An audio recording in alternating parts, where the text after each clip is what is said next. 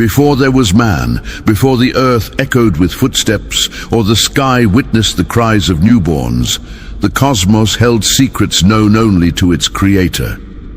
In the shadows of time, long forgotten by human memory, a race walked the earth with intelligence, purpose, and freedom: the Jinn. Fashioned by Allah from smokeless fire, they were not like the angels, who were made of light and knew nothing of sin. These Jinn were free-willed, capable of obedience and defiance, of goodness and corruption. They were a civilization of mystery, roaming the lands, building cities, forming tribes, and mastering the world in ways humans never would. They were powerful, swift, unseen, living in dimensions that overlapped our reality, yet hidden from our senses. For ages unknown, they ruled the earth, long before a single drop of clay had taken form in the shape of Adam. But this freedom, this power, became their test, and soon their downfall. In the beginning, the Jinn were upright and grateful, and among them were worshippers who praised their Creator, just as the righteous among humans would later do. But as generations passed, their hearts began to turn. Pride crept in, ambition festered, and their societies became entangled in arrogance and rivalry. They started warring with one another, their thirst for control overtaking their remembrance of Allah. Blood was spilled, though it was not the red blood of men. It was the breakdown of peace, the decay of their noble beginnings. Tyrants among them rose and declared dominion over the earth, and their whispers of rebellion reached the heavens. The earth began to echo with their sins, and its soil bore witness to their corruption. Their fire, once a symbol of their energetic essence, now became a tool of destruction. They scorched the lands, defiled the oceans, and silenced the righteous among them. The balance was shattered. As their wickedness grew, the earth itself cried out to its Creator. The angels, ever obedient, looked down and saw the chaos unfold.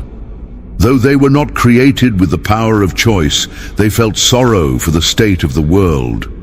Then, by the command of Allah, the heavens stirred. An army of angels, warriors of light, descended upon the earth. This was not an act of vengeance, but a divine act of justice. These angels, pure and fearless, came not just to punish, but to restore balance. Leading this celestial force was Azazel, a Jinn who had not succumbed to corruption.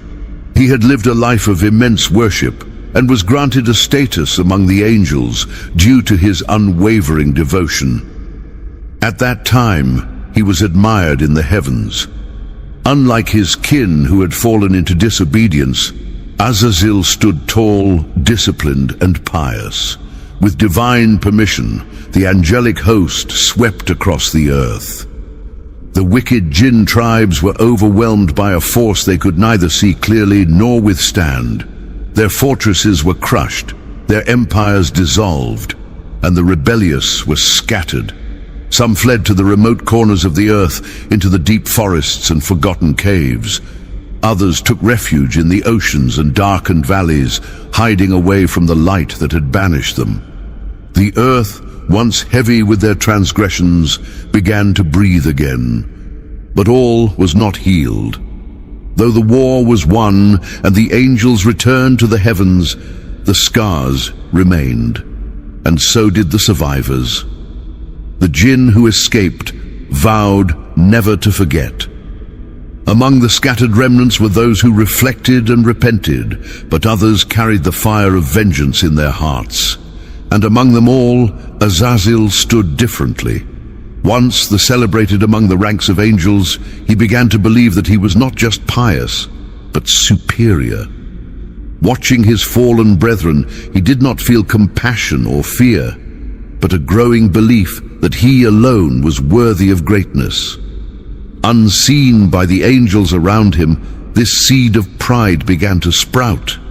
At that time, the earth was quiet, purified by divine justice, but it would not remain that way for long. For something new was coming. a creation unlike any before it, one that would carry the legacy of the earth and face the same test of free will. And this new arrival would stir a fire in Azazel that would shake the heavens once more. From the ashes of the great corruption, after the angels had swept the earth clean of the chaos wrought by the Jinn, peace briefly returned. The remnants of the Jinn who had survived the divine purge retreated into the shadows, some into caves beneath mountains, others into the dark depths of the seas, while many scattered into desolate and forgotten lands, clinging to survival. But from the ruins of this shattered world, one figure rose above them all, not in rebellion but in piety, Azazel. Though born of Jinn, Azazel was unlike the others. He had not only remained obedient during the uprising, but had excelled in worship to a degree that astonished even the angels. While his own kind had fallen to their desires and ego, Azazel had bowed, fasted, praised, and submitted until he was elevated by Allah to the ranks of the angels themselves. Though not of their essence, he was allowed to dwell among them, to ascend through the heavens and witness what no Jinn before him ever had. He worshipped Allah in every layer of the skies, in every celestial court, and in every sacred space. For thousands of years, he moved among the angels like one of them, admired and respected, his devotion becoming his crown. The angels marveled at his sincerity, and many believed him to be the most righteous among the creation of free will. Yet deep within him, hidden even from himself, a dangerous feeling began to fester, a sense of superiority. Azazel looked upon the fate of the rebellious Jinn with contempt. He saw their destruction not with sorrow, but with pride in his own restraint. He viewed himself not just as a servant of Allah, but as a beacon of excellence among the flawed. He began to compare himself not only to his fallen kin, but even to the angels he walked among. What began as gratitude subtly turned into self-admiration. Pride, the very disease that had destroyed the Jinn kingdoms, now began to whisper into his own heart. But it was quiet, it was hidden, and it would not surface until the moment of his greatest test. Then came the divine decree that would change the destiny of creation. Allah, the all-knowing, the most wise, announced to the angels, "Indeed, I am going to place a vicegerent on earth." The words echoed through the heavens, stirring questions in the hearts of the angels who had seen the destruction left behind by the Jinn. They asked with humility and reverence, "Will you place upon it one who will cause corruption and shed blood while we glorify and praise you?" It was not defiance in their question, but genuine concern born from the memory of the chaos they had witnessed.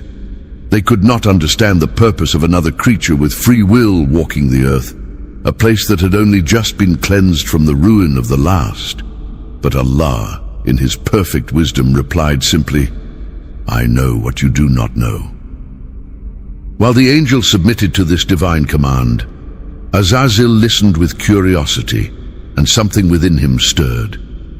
The news of a new creation, made not of light nor of fire, but of something lowly and dense, clay, was to him an insult to the divine order he had grown accustomed to. Clay? Mud? A substance walked on, molded, dried, and cracked under the sun? How could such a creature, formed from the dust of the earth, be worthy of the honor once given to him? He who was created from smokeless fire, pure, powerful, and swift, began to feel that his essence was nobler. But he said nothing. He watched. He waited. As the angels gathered in awe, Adam began to take form. His body was shaped by the hands of Allah, his features molded with precision, and his form left hollow for a time. Azazel circled him, examining this new creation with growing doubt. The Jinn within him, the fire, began to boil. While the angels looked on with wonder and submission, Azazel grew suspicious. Day by day, his internal struggle grew.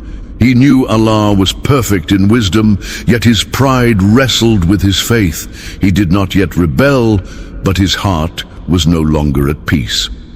Then came the divine breath. When Allah breathed into Adam of his spirit, the clay became life. The first man, the chosen vicegerent of earth, opened his eyes. The angels were commanded to prostrate, not in worship, but in honor. All at once, the angels fell in submission. Every single one of them bowed before the new creation, fulfilling the divine command without hesitation, all except one. Azazel stood still. He refused. In that moment, what had festered in silence erupted into defiance. He declared, "I am better than him. You created me from fire, and you created him from clay." With those words, Azazel revealed what had been hidden all along: his pride, his arrogance, his belief that his devotion and origin made him superior. He had forgotten that true honor is granted by Allah, not earned by essence or ego. Thus began his fall. The most devout among the Jinn, the one who prayed in the heights of the heavens, became the first to rebel among the new creation. Allah, in his justice, cast him out. And with that expulsion, the first enemy of mankind was born, not a monster of horns or flames, but a worshipper consumed by pride. His name would now be Iblis, the one in despair, and despair not just of mercy, but of his own place in the divine order would drive him to vengeance that would last until the end of time. The command had been given, and the fate of creation was sealed. Allah had willed it. A new being, fashioned from clay, was to inherit the earth. A vicegerent, a representative, not of divine perfection like the angels, nor of raw fire like the Jinn, but a blend of earthly weakness and heavenly purpose.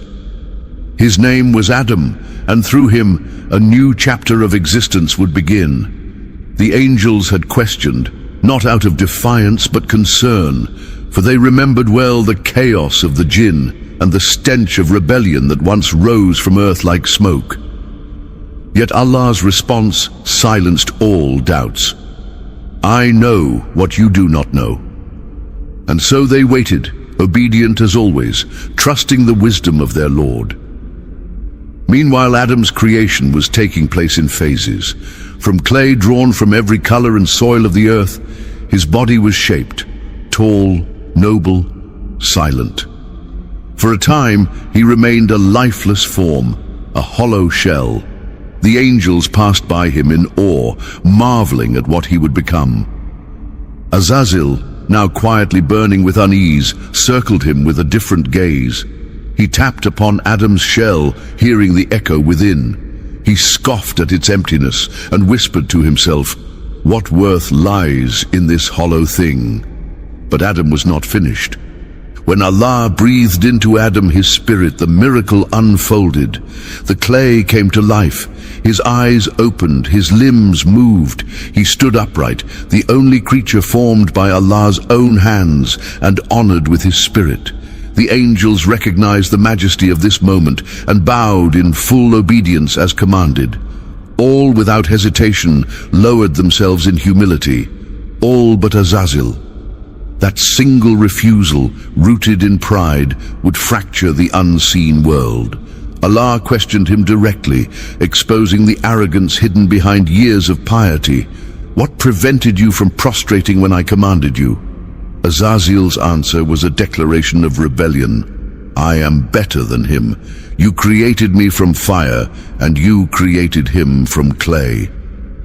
In that moment he denied not only the order, but the wisdom of the one who created him.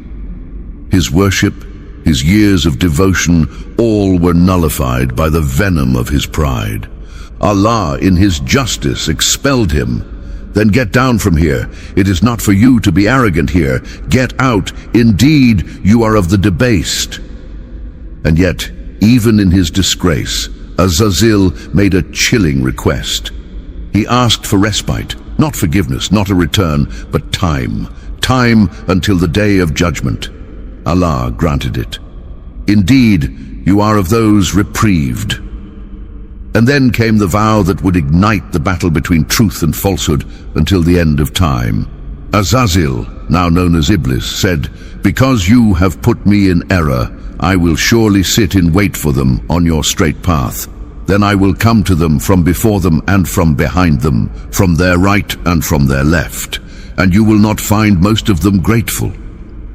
This was no ordinary rebellion. It was a war declared against all of Adam's children, not through weapons, not through armies, but through whispers, through deception, through the corrosion of faith and the manipulation of desire. Iblis was not content with his own fall.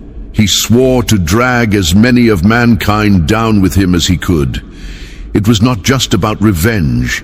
It was about pride, about proving to Allah that this creature of clay was unworthy, that he, the fireborn, was right all along.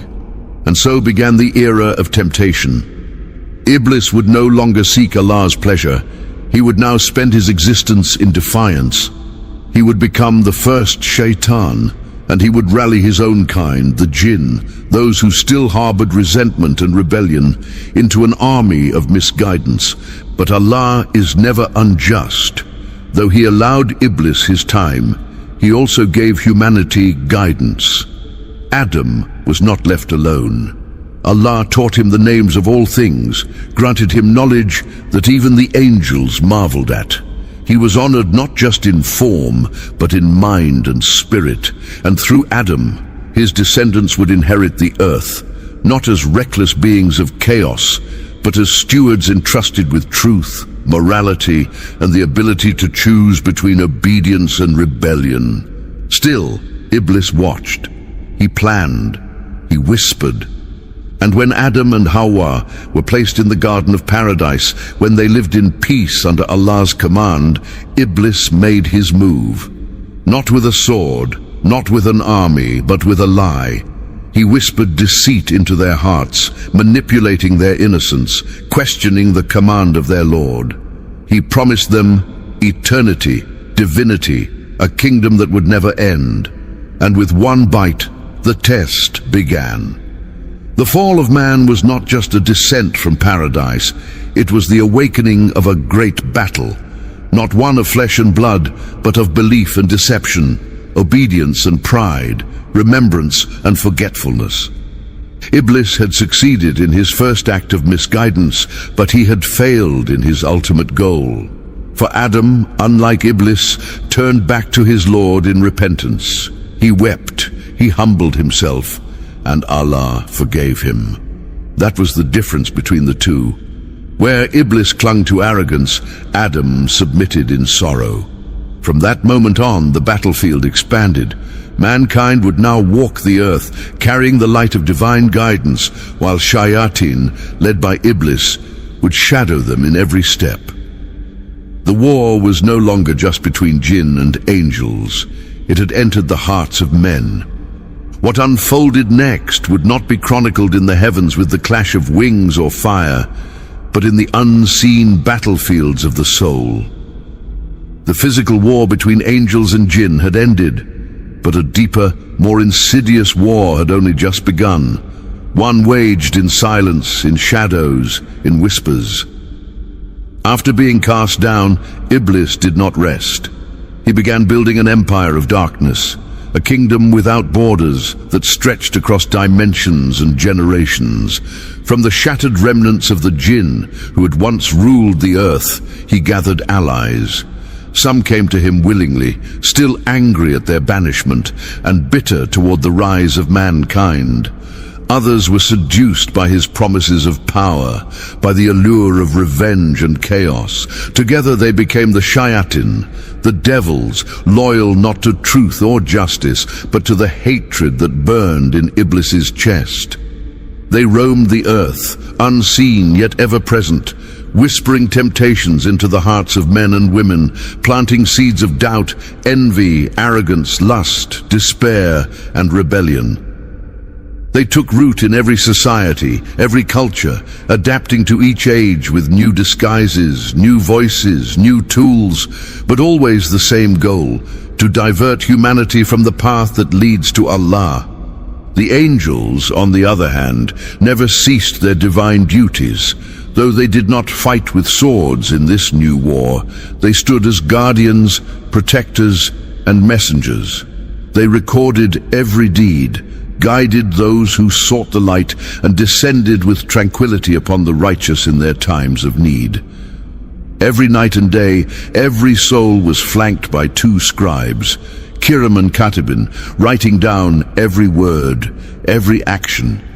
Others, like Jibreel, continued to descend with revelation, delivering the word of Allah to His chosen prophets. Some angels were tasked to protect believers, to strengthen them in prayer, to bring peace to the hearts of those who remembered their Lord. These silent warriors, bound by absolute obedience, stood firm in their stations while the shayatin prowled the spaces in between. But this was not a war the human eye could witness. The battle raged in the unseen, the ghaib. To most it passed unnoticed, yet its effects shaped the very course of human history. Every tyrant that rose, every temptation that led people astray, every flicker of envy that destroyed families, every whisper that caused a heart to harden, these were not accidents. These were victories for Iblis's army. And yet they were never absolute. For Allah had not left mankind defenseless. From the moment of Adam's descent to earth, divine guidance accompanied humanity like a lantern in the night. Prophets were sent in succession, each one a beacon of truth, armed not with armies, but with the light of revelation. With every temptation came a reminder, with every whisper, a verse, with every fall, the chance to rise again. This was the mercy of Allah, that no soul would be left unarmed in the face of evil. The Prophet Muhammad, the seal of the messengers, came as the final light in this war. Through him, Allah revealed not only the path to salvation, but also the strategies of the enemy. He taught mankind the tools of defense, the Quran, the remembrance of Allah, the protective verses that drive away the devils. He taught us that shayatin flee from the sound of sincere dhikr, that they cannot enter homes where Surah Al-Baqarah is recited, that Ayat al-Kursi is a fortress, and that wudu purifies not just the body, but the space around us. He told us how to seek refuge in Allah from the evil whispers, how to guard our homes, our prayers, our thoughts. He showed us that every step toward Allah is a step away from Shaitan's grasp. Even the simplest acts, eating with the right hand, beginning with Bismillah, entering the bathroom with the left foot, became shields in this invisible war. Islam became not just a religion, but a defense system for the soul. Through it, the believer was equipped with spiritual armor, even when he could not see the battle unfolding around him. And yet, despite all these tools, the war never paused. It was patient. It passed from parent to child, from one generation to the next. Shaitan does not need to rush. He waits at every crossroad, when faith weakens, when desires grow, when hearts become heedless. He studies every individual, knowing their weakness, exploiting their doubts. He doesn't need to conquer all, only to mislead just enough to make one turn away from Allah. But every time someone wakes in the last third of the night to pray, Shaitan suffers. Every time a tear is shed in sincere repentance, his plot fails.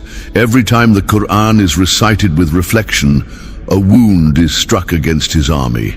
And every time someone chooses patience over anger, honesty over deception, trust in Allah over despair, it is a victory not just for the individual, but for all of humanity in the face of ancient evil.